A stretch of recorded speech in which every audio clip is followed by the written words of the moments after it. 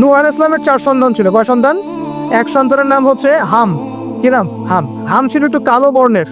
হামকে দিয়ে আফ্রিকার কন্টিনেন্টে যত মানুষ দেখছেন ব্ল্যাক স্কিনের, কালো স্কিন, এরা সবাই হামের বংশধর। মজা না বিষয়টা? মানুষের অস্তিত্ব পৃথিবীতে, ইতিহাস, এগুলো খুব ইন্টারেস্টিং টপিক। ইতিহাস পড়তে থাকলে আপনি ডুবে যাবেন।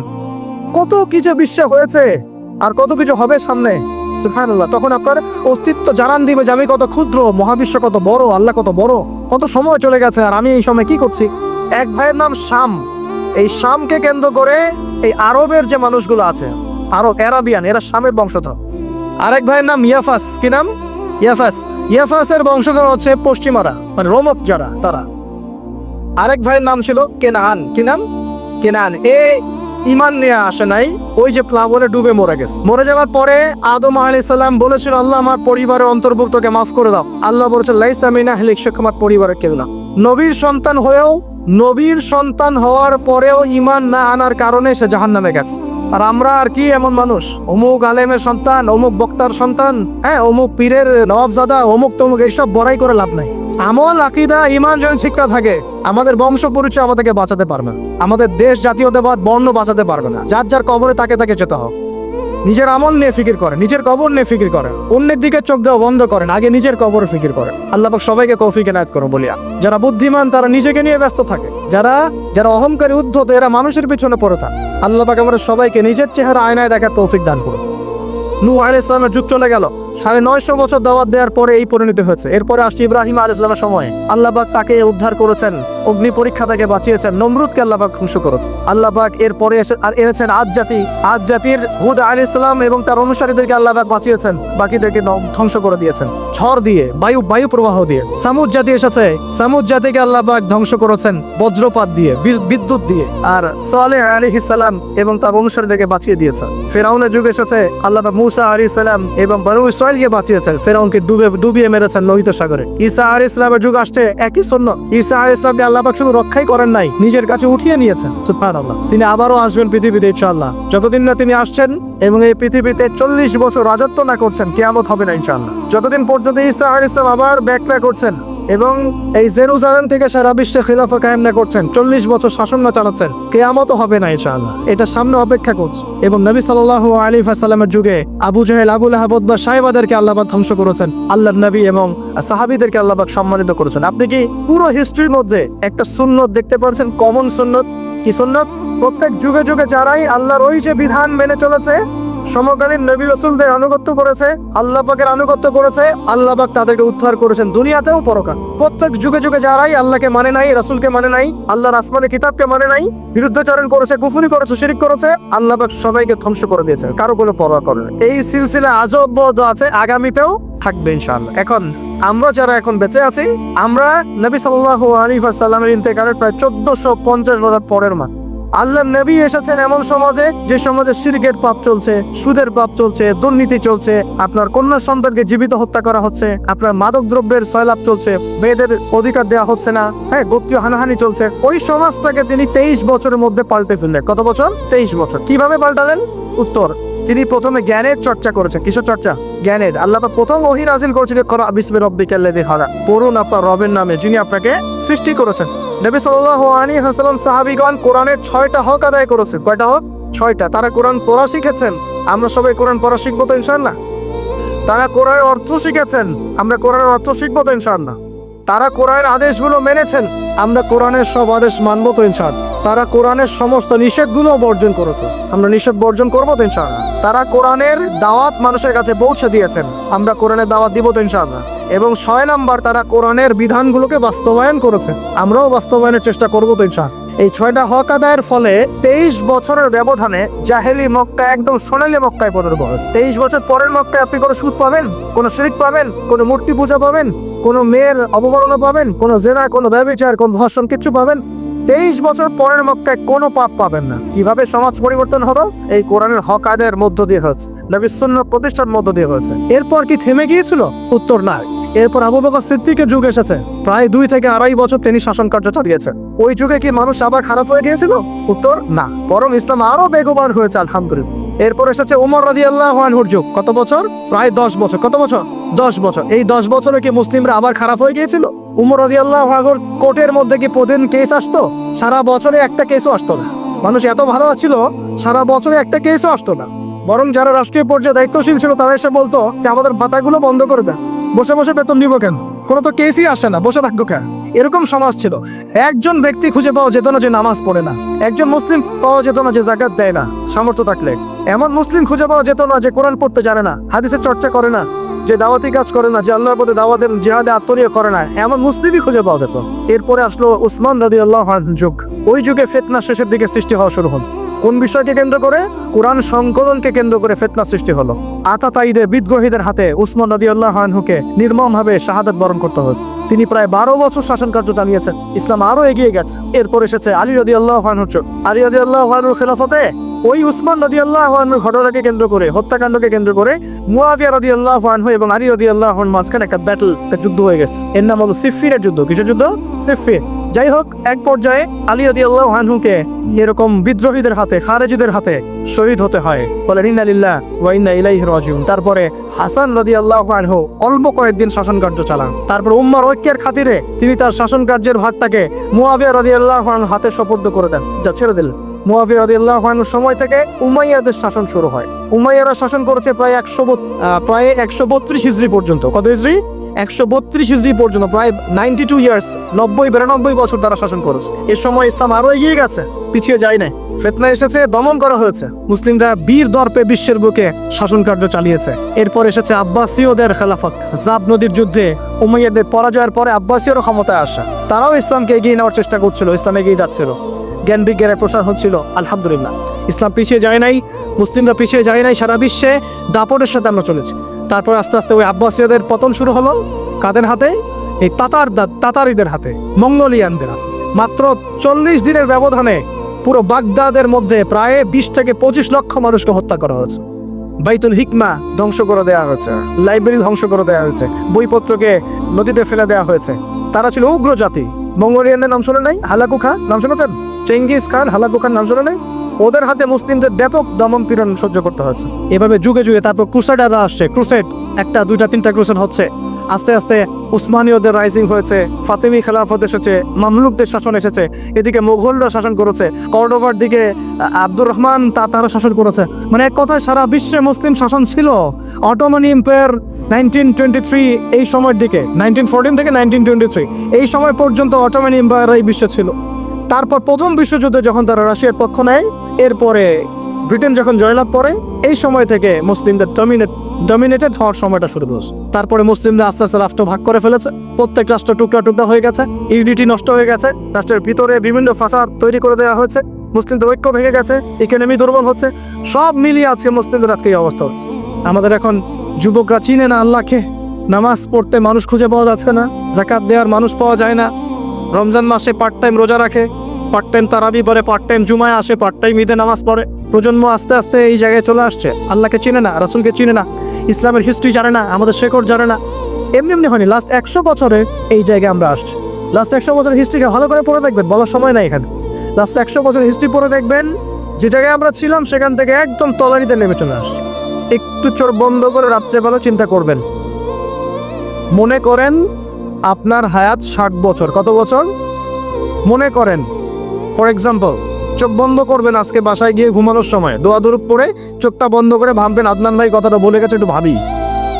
এইটুক যদি ভাবতে পারেন আজকে বাসায় গিয়ে, আজকে ওয়াজ আমার সফল ইনশাআল্লাহ। এই যে 200 কিলো আসছি, আবার 200 কিলো যাবো, ইনশাআল্লাহ সফল। কি ভাববেন প্রিয় ভাই? আমিও কিন্তু তরুণ, আমি কিন্তু বুড়া হয়ে যাই নাই। বুড়া হয়ে গেছে এখনো? আচ্ছা, আপনিও তরুণরা একটু ভাবি, চোখ বন্ধ করে ভাববেন যে আল্লাহ পাক আপনাকে সৃষ্টি করেছিলেন আল্লাহর ইবাদত করার জন্য। সূরা জারিয়াত 56 নম্বর আয়াত, ওয়া মা খালাকতুল জিন্না ওয়াল ইনসা ইল্লা লিয়াবুদুন।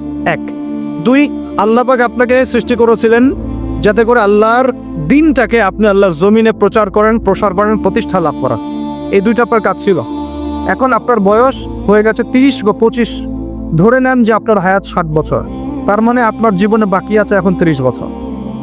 এই যে 30 বছর আপনি নষ্ট করেছেন বা চলে গেছে, চোখ বন্ধ করে চিন্তা করবেন এই 30 বছরে কত ওয়াক্ত নামাজ পড়েছেন, কতদিন রোজা রেখেছেন?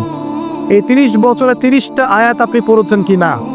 এই 30 বছরে 30টা সূরা আপনি শিখেছেন কিনা? 30 বছরে আপনি 30টা ইসলামিক বই পড়েছেন কিনা? আপনি নবীর 30টা হাদিস পড়েছেন কিনা? 30 দিন জামাতের সাথে নামাজ পড়েছেন কিনা? 30 দিন দিনের দাওয়াত দিয়েছেন কিনা? 30টা দিন দান সদকা করেছেন কিনা? আমি খুব বেসিক কথা বলছি। আমি বলিনি আপনি 30 দিন 30টা যুদ্ধ করেছেন কিনা, এই কথা বলিনি। আমি আপনাকে বেসিক কথা বলছি, একদম বেসিক প্রাইমারি কথা। আপনি 30 দিন নামাজ পড়েছেন কিনা? 30টা রোজা ঠিক মতো রাখছেন কিনা? আপনি কি 30 বার মেয়েকে দেখে চোখ নামাতে পেরেছেন কিনা? আপনি কি 30টা সূরা শিখেছেন কিনা? 30 বার আপনি কি রাসূলের জীবনী পড়েছেন কিনা, তার হাদিস পড়েছেন কিনা? আপনি কি নবী সাল্লাল্লাহু আলাইহি ওয়াসাল্লামের স্ত্রীদের নাম জানেন কিনা, তার জীবনী জানেন কিনা, আকীদা কি জিনিস আপনি জানেন কিনা, 30টা মাসলা মাসাইল আপনি বোঝেন কিনা? আপনি চিন্তা করবেন। এই একটা চিন্তা আপনার জীবনটাকে বদলে ফেলবে ইনশাআল্লাহ। এই একটা চিন্তাই যথেষ্ট আপনার জীবনকে বদলে ফেলার জন্য। এই চিন্তাটা আরেকভাবে করবেন। এটা ভাবার পরে আপনি চোখটা খুলবেন, চোখটা খুলে সাদা কাগজ নিয়ে বসবেন, উঠে বসবেন, বসে আপনি লিখবেন। এই যুব ভাই শোনেন, বসে আপনি লিখবেন। কি লিখবেন? আপনি লিখবেন এই 30 বছরে আপনি কতগুলো গুনাহ করেছেন, আপনার মনে পড়ে কি কি। হয়তোবা, আমি দোয়া করি যেন এমনটা না হয়, তবে হয়তোবা আপনি খুঁজে পাবেন এই 30 বছর আপনি বেনামাজি ছিলেন। হয়তোবা দাঁড়ান 2, আপনি হয়তো দেখবেন আপনি অনেক দিন রমজানের রোজা রাখেন নাই। আপনি দেখবেন হয়তো আপনি দান সদকা তো করেন নাই, রিকশাওয়ালাকে থাপ্পড়ও দিয়েছেন। আপনি হয়তো দেখবেন যে হলে সিট বুকিংয়ের জন্য হকি স্টিক নিয়ে মারামারি করেছেন। আপনি হয়তো দেখবেন যে 30 বছরে 30টা মেয়ের সাথে সম্পর্ক করা শেষ। আপনি হয়তো দেখবেন যে আপনি অলরেডি পতিতালয়ে ভিজিট করে চলে আসছেন। আপনি 30 দিন, এই 30 বছরে 30 বার কমপক্ষে এই মাদকের আসরে বসেছিলেন, এবং 30 বছরের বহু সময়ে আপনি অনলাইনে নষ্ট করেছেন, পর্নোগ্রাফি দেখে নষ্ট করেছেন, গোপনে পাপ করেছেন, হ্যাঁ, আরো অনেক কিছুই করেছেন। আপনি হয়তো এটা খুঁজে পাবেন। মিথ্যা বলেছেন, প্রতারণা করেছেন, মাপে কম দিয়েছেন, অন্যের উপর অত্যাচার করেছেন। আপনি আপনার যৌবনকে কাজে লাগিয়ে, এই শক্তিটাকে কাজে লাগিয়ে আপনি ইসলামের বিরুদ্ধাচারণও করেছেন, হয়তো এটাও পাবেন। এই একটা চিন্তা যদি করতে পারেন, এখন আমার সামনে এখন রাস্তা দুটা। আপনার বাকি বয়স আছে এখন 30 বছর, বলে আসলে সময়ের কসম, আপনার সময়, আপনার জীবনের সময়টাকে মূল্যায়ন করতে হবে। সময়ের কসম, হয় যদি আমার 30 বছর বাকি থাকে, এখন এই বাকি যে আছে কি না আমিও জানি না, কেউ জানে? অনিশ্চিত পরীক্ষার হল, কেউ জানে না খাতা কখন কেড়ে নেওয়া হবে। আর এটা কারাগারের জীবন, মানে কারাগারে বসে কেউ নিজের মন গড়া পদ্ধতিতে চলতে পারে না, যেরকম রুটিন সেরকম চলতে হয়। কারাগারের জীবনে বসেই আপনি সুদ খাচ্ছেন, কারাগারে বসেই ঘুষ খাচ্ছেন, কারাগারে বসেই জোরে করছেন, কারাগারে বসেই বেনামাজি থাকছেন, কারাগারে বসেই হোয়াটসঅ্যাপে মেসেঞ্জারে মেয়েদের সাথে প্রেম করছেন, কারাগারে বসে। কারাগারের জীবন, কারাগারের জীবন যদি বাকি থাকে আর 20-30 বছর, আপনার সামনে এখন রাস্তা 3টা। 1, আপনি কি গতানুগতিক যেভাবে চলেছেন সেভাবেই শেষ করবেন জীবনটা? যদি শেষ করে দেন, তাহলে পৃথিবীর ইতিহাস থেকে আপনার নাম একদিন মুছে যাবে। আপনি একাই কবরে শুয়ে থাকবেন, আপনার আত্মা ইল্লিনে না গিয়ে সিজ্জিনে চলে যাবে। পৃথিবীর কোনো মানুষ আপনাকে মনে রাখবে না, আপনি একাই আযাব ভোগ করতে থাকবেন, কেউ আপনাকে বাঁচাতে আসবে না। শেষ। যারা বুদ্ধিমান তারা নিজেকে নিয়ে ব্যস্ত থাকে, যারা অহংকারী উদ্ধত এরা মানুষের পিছনে পড়ে থাকে। আল্লাহ পাক আমাদের সবাইকে নিজের চেহারা আয়নায় দেখার তৌফিক দান করুন। নূহ আলাইহিস সালামের যুগ চলে গেল, 950 বছর দাওয়াত দেওয়ার পরে এই পরিণতি হয়েছে। এরপরে আসছে ইব্রাহিম আলাইহিস সালামের সময়, আল্লাহ পাক তাকে উদ্ধার করেছেন, অগ্নি পরীক্ষা থেকে বাঁচিয়েছেন, নমরুদকে আল্লাহ পাক ধ্বংস করেছেন। আল্লাহ পাক এরপরে এনেছেন আদ জাতির হুদ আলাইহিস সালাম এবং তার অনুসারীদেরকে আল্লাহ পাক বাঁচিয়েছেন, বাকিদেরকে ধ্বংস করে দিয়েছেন ঝড় দিয়ে, বায়ু প্রবাহ দিয়ে। সামুদ জাতি এসেছে, সামুদ জাতিকে আল্লাহ পাক ধ্বংস করেছেন বজ্রপাত দিয়ে, বিদ্যুৎ দিয়ে। আর সালেহ আলাইহিস সালাম এবং তার অনুসারীদেরকে বাঁচিয়ে দিয়েছেন। ফেরাউনের যুগ এসেছে, আল্লাহ পাক মুসা আলাইহিস সালাম এবং বনু ইসরাঈলকে বাঁচিয়েছেন, ফেরাউনকে ডুবিয়ে মেরেছেন লোহিত সাগরে। ঈসা আলাইহিস সালামের যুগ আসছে, একই সুন্নাত। ঈসা আলাইহিস সালামকে আল্লাহ পাক শুধু রক্ষাই করেন নাই, নিজের কাছে উঠিয়ে নিয়েছেন। সুবহানাল্লাহ। তিনি আবারও আসবেন পৃথিবীতে ইনশাআল্লাহ। যতদিন না তিনি আসছেন এবং এই পৃথিবীতে 40 বছর রাজত্ব না করছেন, কিয়ামত হবে না ইনশাআল্লাহ। যতদিন পর্যন্ত ঈসা আলাইহিস সালাম আবার ব্যাক না করছেন, এবং এই জেরুজালেম থেকে সারা বিশ্বে খিলাফা কায়েম না করছেন, 40 বছর শাসন না চালাচ্ছেন। কিয়ামতও হবে না ইনশাআল্লাহ, এটা সামনে অপেক্ষা করছে। এবং নবী সাল্লাল্লাহু আলাইহি ওয়াসাল্লামের যুগে আবু জাহেল, আবু লাহাব, উতবা, সাইবাদেরকে আল্লাহ পাক ধ্বংস করেছেন। আল্লাহর নবী এবং সাহাবীদেরকে আল্লাহ পাক সম্মানিত করেছেন। আপনি কি পুরো হিস্ট্রির মধ্যে একটা সুন্নত দেখতে পাচ্ছেন? কমন সুন্নত কি সুন্নত? প্রত্যেক যুগে যুগে যারাই আল্লাহর ওই যে বিধান মেনে চলেছে, সমকালীন নবী রাসূলদের আনুগত্য করেছে, আল্লাহ পাকের আনুগত্য করেছে, আল্লাহ পাক তাদেরকে উদ্ধার করেছেন দুনিয়াতেও পরকাল। প্রত্যেক যুগে যুগে যারাই আল্লাহকে মানে নাই, রাসূলকে মানে নাই, আল্লাহর আসমানি কিতাবকে মানে নাই, বিরুদ্ধাচরণ করেছে, কুফরি করেছে, শিরক করেছে, আল্লাহ পাক সবাইকে ধ্বংস করে দিয়েছে, কারো কোনো পরোয়া করে না। এই সিলসিলা আজও অব্যাহত আছে, আগামীতেও থাকবে ইনশাআল্লাহ। এখন আমরা যারা এখন বেঁচে আছি, আমরা নবী সাল্লাল্লাহু আলাইহি ওয়াসাল্লামের ইন্তেকালের প্রায় 1450 বছর পরের মান। আল্লাহর নবী এসেছেন এমন সমাজে, যে সমাজে শিরকের পাপ চলছে, সুদের পাপ চলছে, দুর্নীতি চলছে, আপনার কন্যা সন্তানকে জীবিত হত্যা করা হচ্ছে, আপনার মাদক দ্রব্যের সয়লাভ চলছে, মেয়েদের অধিকার দেওয়া হচ্ছে না, হ্যাঁ, গোত্রীয় হানাহানি চলছে। ওই সমাজটাকে তিনি 23 বছরের মধ্যে পাল্টে ফেললেন। কত বছর? 23 বছর। কিভাবে পাল্টালেন? উত্তর, তিনি প্রথমে জ্ঞানের চর্চা করেছেন। কিসের চর্চা? জ্ঞানের। আল্লাহ পাক প্রথম ওহী নাযিল করেছিলেন, করা বিসমি রাব্বিকাল্লাযী খালাক, পড়ুন আপনার রবের নামে যিনি আপনাকে সৃষ্টি করেছেন। নবী সাল্লাল্লাহু আলাইহি ওয়াসাল্লাম সাহাবীগণ কোরআনের 6টা হক আদায় করেছে। কয়টা হক? 6টা। তারা কোরআন পড়া শিখেছেন। আমরা সবাই কোরআন পড়া শিখবো তো ইনশাআল্লাহ। তারা কোরআনের অর্থ শিখেছেন। আমরা কোরআনের অর্থ শিখবো তো ইনশাআল্লাহ। তারা কোরআনের আদেশগুলো মেনেছেন। আমরা কোরআনের সব আদেশ মানবো তো ইনশাআল্লাহ। তারা কোরআনের সমস্ত নিষেধগুলো বর্জন করেছে। আমরা নিষেধ বর্জন করবো তো ইনশাআল্লাহ। তারা কোরআনের দাওয়াত মানুষের কাছে পৌঁছে দিয়েছেন। আমরা কোরআনের দাওয়াত দিব তো ইনশাআল্লাহ। এবং 6 নাম্বার, তারা কোরআনের বিধানগুলোকে বাস্তবায়ন করেছে। আমরাও বাস্তবায়নের চেষ্টা করবো তো ইনশাআল্লাহ। এই 6টা হক আদায়ের ফলে 23 বছরের ব্যবধানে জাহেলি মক্কা একদম সোনালী মক্কায় পরিণত হয়েছে। 23 বছর পরের মক্কায় আপনি কোনো সুদ পাবেন, কোনো শিরক পাবেন, কোনো মূর্তি পূজা পাবেন, কোনো মেয়ের অবমাননা পাবেন, কোনো জেনা, কোনো ব্যভিচার, কোনো ধর্ষণ, কিচ্ছু পাবেন? 23 বছর পরের মক্কায় কোনো পাপ পাবেন না। কিভাবে সমাজ পরিবর্তন হলো? এই কোরআনের হক আদায়ের মধ্য দিয়ে হয়েছে, নবীর সুন্নাত প্রতিষ্ঠার মধ্য দিয়ে হয়েছে। এরপর কি থেমে গিয়েছিল? উত্তর, না। এরপর আবু বকর সিদ্দিকের যুগ এসেছে। প্রায় 2 থেকে 2.5 বছর তিনি শাসন কার্য চালিয়েছেন। ওই যুগে কি মানুষ আবার খারাপ হয়ে গিয়েছিল? উত্তর, না, বরং ইসলাম আরো বেগবান হয়েছে আলহামদুলিল্লাহ। এরপর এসেছে ওমর রাদিয়াল্লাহু আনহুর যুগ। কত বছর? প্রায় 10 বছর। কত বছর? 10 বছর। এই 10 বছরে কি মুসলিমরা আবার খারাপ হয়ে গিয়েছিল? ওমর রাদিয়াল্লাহু আনহুর কোর্টের মধ্যে কি প্রতিদিন কেস আসতো? সারা বছরে একটা কেসও আসতো না। মানুষ এত ভালো ছিল, সারা বছরে একটা কেসও আসতো না। বরং যারা রাষ্ট্রীয় পর্যায়ে দায়িত্বশীল ছিল, তারা এসে বলতো যে আমাদের ভাতাগুলো বন্ধ করে দেন, বসে বসে বেতন নিব কেন, কোনো তো কেসই আসে না, বসে থাকবো কেন। এরকম সমাজ ছিল। একজন ব্যক্তি খুঁজে পাওয়া যেত না যে নামাজ পড়ে না। একজন মুসলিম পাওয়া যেত না যে যাকাত দেয় না সামর্থ্য থাকলে। এমন মুসলিম খুঁজে পাওয়া যেত না যে কোরআন পড়তে জানে না, হাদিসের চর্চা করে না, যে দাওয়াতি কাজ করে না, যে আল্লাহর পথে দাওয়াতের জিহাদে আত্মনিয়োগ করে না, এমন মুসলিমই খুঁজে পাওয়া যেত। এরপরে আসলো উসমান রাদিয়াল্লাহু আনহুর যুগ। ওই যুগে ফিতনা শেষের দিকে সৃষ্টি হওয়া শুরু হল। কোন বিষয়কে কেন্দ্র করে? কোরআন সংকলনকে কেন্দ্র করে ফিতনা সৃষ্টি হলো। আতাতায়ীদের, বিদ্রোহীদের হাতে উসমান রাদিয়াল্লাহু আনহুকে নির্মমভাবে শাহাদাত বরণ করতে হয়েছে। তিনি প্রায় 12 বছর শাসন কার্য চালিয়েছেন। ইসলাম আরো এগিয়ে গেছে। এরপর এসেছে আলী রাদিয়াল্লাহু আনহুর যুগ। আলী রাদিয়াল্লাহু আনহুর খেলাফতে ওই উসমান রাদিয়াল্লাহু আনহুর ঘটনাকে কেন্দ্র করে, হত্যাকাণ্ডকে কেন্দ্র করে মুয়াবিয়া রাদিয়াল্লাহু আনহু এবং আলী রাদিয়াল্লাহু আনহুর মাঝখানে একটা ব্যাটল, একটা যুদ্ধ হয়ে গেছে। এর নাম হলো সিফফিনের যুদ্ধ। কিসের যুদ্ধ? সিফফিন। যাই হোক, এক পর্যায়ে আলী রাদিয়াল্লাহু আনহুকে এরকম বিদ্রোহীদের হাতে, খারেজিদের হাতে শহীদ হতে হয়। বলে ইন্না লিল্লাহি ওয়া ইন্না ইলাইহি রাজিউন। তারপরে হাসান রাদিয়াল্লাহু আনহু অল্প কয়েকদিন শাসন কার্য চালান। তারপর উম্মার ঐক্যের খাতিরে তিনি তার শাসন কার্যের ভাগটাকে মুয়াবিয়া রাদিয়াল্লাহু আনহুর হাতে সুপুর্দ করে দেন, যা ছেড়ে দিলেন। মুয়াবিয়া রাদিয়াল্লাহু আনহুর সময় থেকে উমাইয়াদের শাসন শুরু হয়। উমাইয়ারা শাসন করেছে প্রায় 132 হিজরি পর্যন্ত। কত হিজরি? 132 হিজরি পর্যন্ত, প্রায় 92 ইয়ার্স, 92 বছর তারা শাসন করেছে। এ সময় ইসলাম আরো এগিয়ে গেছে, পিছিয়ে যায় নাই। ফিতনা এসেছে, দমন করা হয়েছে। মুসলিমরা বীর দর্পে বিশ্বের বুকে শাসন কার্য চালিয়েছে। এরপর এসেছে আব্বাসীয়দের খেলাফত। জাব নদীর যুদ্ধে উমাইয়াদের পরাজয়ের পরে আব্বাসীয়রা ক্ষমতায় আসা। তারাও ইসলামকে এগিয়ে নেওয়ার চেষ্টা করছিল, ইসলাম এগিয়ে যাচ্ছিল, জ্ঞান বিজ্ঞানের প্রসার হচ্ছিল। আলহামদুলিল্লাহ, ইসলাম পিছিয়ে যায় নাই, মুসলিমরা পিছিয়ে যায় নাই। সারা বিশ্বে দাপটের সাথে আমরা চলেছি। তারপর আস্তে আস্তে ওই আব্বাসীয়দের পতন শুরু হলো। কাদের হাতে? এই তাতারিদের হাতে, মঙ্গোলিয়ানদের হাতে।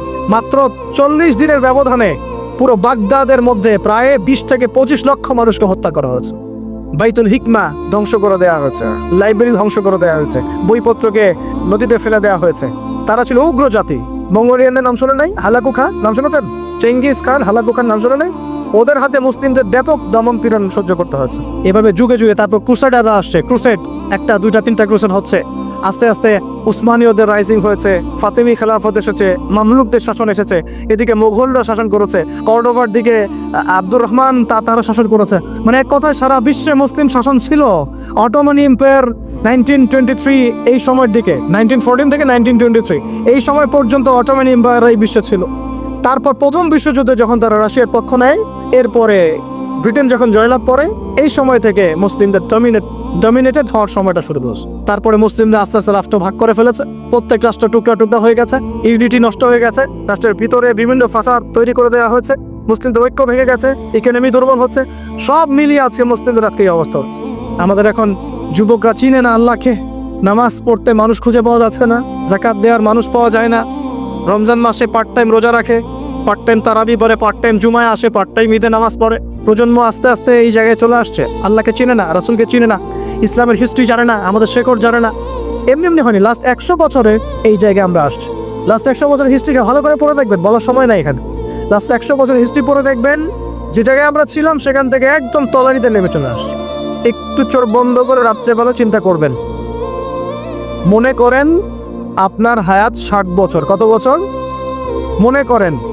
ফর এক্সাম্পল, চোখ বন্ধ করবেন আজকে বাসায় গিয়ে ঘুমানোর সময়, দোয়া দুরূদ পড়ে চোখটা বন্ধ করে ভাববেন আদনান ভাই কথাটা বলে গেছে, একটু ভাবি। এইটুক যদি ভাবতে পারেন আজকে বাসায় গিয়ে, আজকে ওয়াজ আমার সফল ইনশাআল্লাহ। এই যে 200 কিলো আসছি, আবার 200 কিলো যাবো, ইনশাআল্লাহ সফল। কি ভাববেন প্রিয় ভাই? আমিও কিন্তু তরুণ, আমি কিন্তু বুড়া হয়ে যাই নাই। বুড়া হয়ে গেছি এখনো? আচ্ছা, আপনিও তরুণরা একটু ভাবি, চোখ বন্ধ করে ভাববেন যে আল্লাহ পাক আপনাকে সৃষ্টি করেছিলেন আল্লাহর ইবাদত করার জন্য। সূরা জারিয়াত 56 নম্বর আয়াত, ওয়া মা খালাকতুল জিন্না ওয়াল ইনসা ইল্লা লিয়াবুদুন। 1 2 আল্লাহ পাক আপনাকে সৃষ্টি করেছিলেন যাতে করে আল্লাহর দিনটাকে আপনি আল্লাহর জমিনে প্রচার করেন, প্রসার করেন, প্রতিষ্ঠা লাভ করেন। এই দুইটা আপনার কাজ ছিল। এখন আপনার বয়স হয়ে গেছে 30 বা 25, ধরে নেন যে আপনার হায়াত 60 বছর, তার মানে আপনার জীবনে বাকি আছে এখন 30 বছর। এই যে 30 বছর আপনি নষ্ট করেছেন বা চলে গেছে, চোখ বন্ধ করে চিন্তা করবেন এই 30 বছরে কত ওয়াক্ত নামাজ পড়েছেন, কতদিন রোজা রেখেছেন, এই 30 বছরে 30টা আয়াত আপনি পড়েছেন কি না, এই 30 বছরে 30টা সূরা আপনি শিখেছেন কি না, 30 বছরে আপনি 30টা ইসলামিক বই পড়েছেন কি না, আপনি নবীর 30টা হাদিস পড়েছেন কি না, 30 দিন জামাতের সাথে নামাজ পড়েছেন কি না, 30 দিন দিনের দাওয়াত দিয়েছেন কিনা, 30টা দিন দান সদকা করেছেন কিনা। আমি খুব বেসিক কথা বলছি, আমি বলিনি আপনি 30 দিন 30টা যুদ্ধ করেছেন কিনা, এই কথা বলিনি। আমি আপনি বেসিক কথা বলছি, একদম বেসিক প্রাইমারি কথা। আপনি 30 দিন নামাজ পড়েছেন কিনা, 30টা রোজা ঠিক মতো রাখছেন কিনা, আপনি কি 30 বার মেয়েকে দেখে চোখ নামাতে পেরেছেন কিনা, আপনি কি 30টা সূরা শিখেছেন কিনা,